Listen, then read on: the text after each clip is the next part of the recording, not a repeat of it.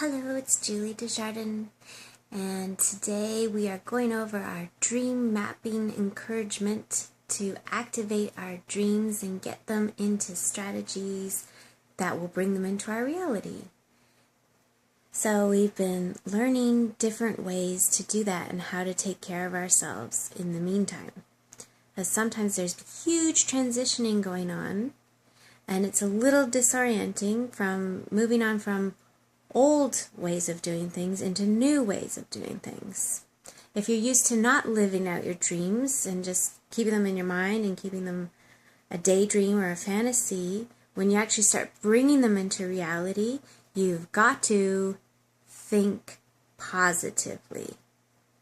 Otherwise, you can trip over yourself, not enjoying yourself, and possibly give up on yourself and just run back into your own rut of self-sabotage.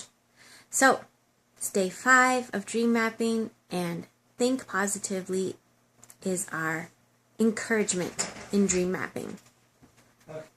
So sometimes people start off and they're actually living out someone else's dream. Maybe it's their parents or their peers or some sort of pressure that came at them that they felt they had to do something, or maybe by obligation they entered a job that was to pay the bills, and it served its purpose, but it didn't really live up to what's their truest passions or ambitions and goals and dreams.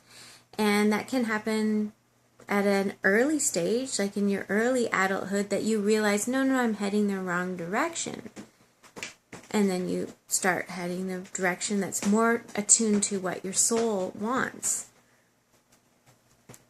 Or often it can happen midlife. So say 35 to 45, somewhere in that age bracket, that all of a sudden you start needing to really change because you're getting frustrated.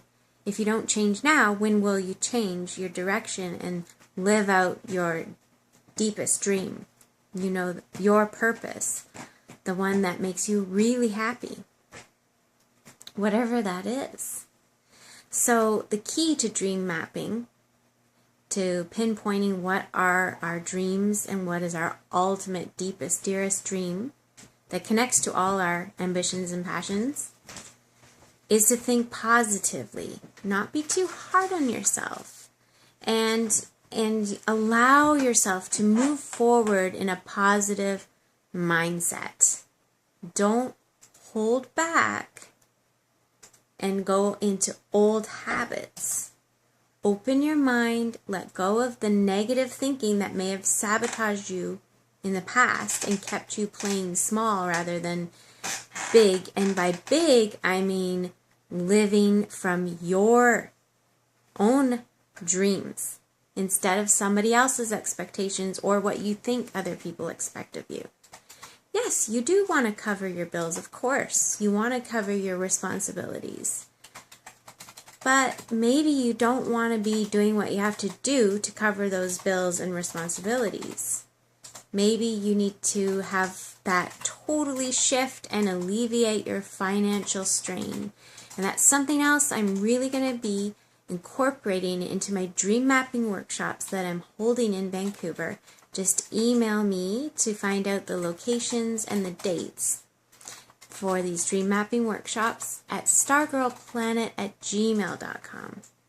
So what I'm going to be incorporating is the financial concepts and strategies that will really alleviate whatever box you've placed on yourself, whatever block that you've been feeling in your life, whatever excuse there is in the way of not being able to fulfill or live out your dreams.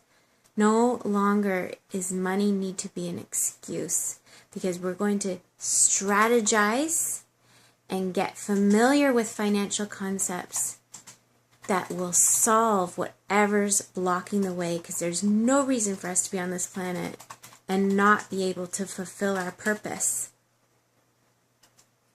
So money no longer needs to be an excuse. This is Julie Desjardins, and that's Dream Mapping with our tip of the day, think positively.